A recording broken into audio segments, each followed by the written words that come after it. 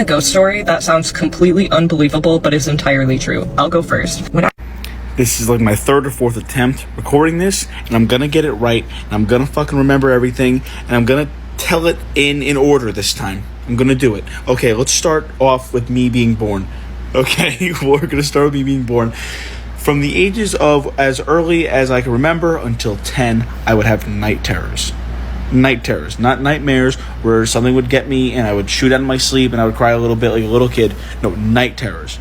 Like horror movie nightmares. I would sit up, I would be dead asleep, and I would scream and cry at the top of my lungs. And nobody could wake me up. And the night terrors were always in setting. It wouldn't be like I was getting drowned out at the beach or I was getting stabbed at the grocery store. It would be something's in the room with me right now trying to get me. Or I'd be in my house or in the house and something would be trying to get me. And I would scream and cry for hours. My parents couldn't wake me up and they would just have to wait for me to stop. And I would be heavily breathing and then it would just end and I would fall back asleep finally. So that being said, I would have these all the time. So it seemed like everywhere I went, I thought the place was haunted. Whether it was my dad's house, my mom's house, my grandpa's house, I would always be like, oh my God, it's haunted, whatever. So nobody would believe me anymore as I got older. So fast forward to when I'm 13, 14, my family has a house out on Long Island. And we would always have big parties on the weekends. Family, friends, as many people as you can fit in the house, we would fit in it. And it didn't matter where you would sleep. You'd find a place to sleep, whether it was outside, inside, on the roof, upstairs, downstairs, it didn't matter. You'd find a place to sleep. And there's one night in particular, I chose the kitchen table. And I chose the kitchen table because we had benches with cushions on it, and it was like in the corner, so it was snug. It was nice, you know.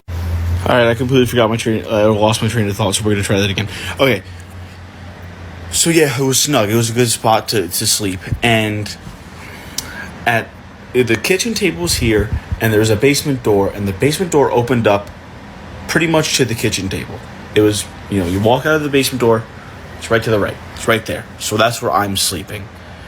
And on the wall next to the basement door, there was this piece of wood that was left by the previous owners that we never painted over. For some godforsaken reason, we never painted over this. And there was names. You know, you do the height as kids growing up, or at your grandma's house, you would have the height, and you would have Chris was this tall this year. Chris grew this many inches to the next year. There were names that went up. And then there was one name that didn't go up anymore. It just stopped. Take that as you will, meaning that this person didn't happen to grow up anymore. Okay. So I'm sleeping at the basement door pretty much. I have full sight of the basement door, the living room, whatever, but the basement door. Down into the basement is where all my cousins were sleeping. And my cousin was sleeping on the futon.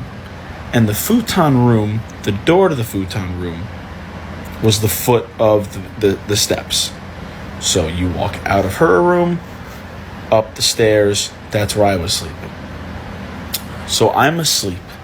And keep in mind, I'm 14 now, I think, around there. 14, 15, whatever. But I'm not having these night terrors anymore. Like, those are gone. I would have a little nightmare, and I would be able to handle it. I'm a big boy now. But I wasn't having night terrors. Like, I wasn't screaming for help anymore. But I would have a little nightmare there too, here and there, whatever. But this night, I'm sleeping on the bench, and I wake up. But I'm not woken up. Nothing jolts me out of my sleep. I naturally wake up. And it's middle of the night, 3, 4 o'clock in the morning. And the basement door is slowly sliding open or swinging open. And I'm looking at it. And I'm like, okay, well, somebody has to be coming out of this door. It would be a little weird if this door was opening and nobody was there. That'd be a little more concerning. But no, a little girl walks out of the basement. And my cousins, none of them were little girls. The only girl that was there was my 20-year-old cousin, who will be in the story later. This little girl walks out, and she just walks by. She just boop, boop, and I'm staring at her. And I'm trying to figure out who it is. So I finally just ask her, who are you? And she looks at me. Or to the right, whatever. She looks at me, and she just walks through the wall. Just right through the wall. Looks me dead in the face. And I don't remember any facial features, but she just walked directly through the wall. And I passed out. I didn't even react. Like it's like a horror movie scene where something happens and they just pass out. I just passed out. I just went back to bed. I didn't react. I didn't get up and look where she went, because she walked out the back door to the deck. And I didn't get up and I didn't look, and I just out cold. So I wake up the next day and I'm in the kitchen, mind you. So everybody's convening there the next morning. And obviously I'm going to tell everybody that a little fucking girl just walked through the wall last night. But I had night terrors growing up, so nobody ever believed anything I said anymore. So I tell this story, and nobody believes me. I go outside, I'm just hanging out on the deck, whatever, it's a nice day. 15-20 minutes later, I hear my cousins and my family saying, you gotta tell Dean. Dean just said the same thing. And I'm like, what's going on here? So I walk back into the kitchen, and my cousin, who was sleeping in the futon room at the foot of the at the bottom of the basement steps, she goes, Dean, a little girl came to me in my sleep last night and told me to get out of her house. Screamed in my face this close to get out of her house. And I go, was it a little black-haired girl with straight black hair? She goes, yeah. I go, that is the same exact little girl that walked up the basement steps and then phased through the back door and disappeared into the night, and then I passed out. It was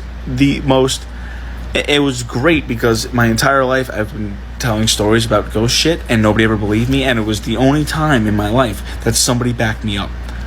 And my family to this day cannot explain it. We don't have the house anymore, so if anybody has, lives there now, I'd love to talk to them and see if they had interaction with this little girl. But completely unbelievable.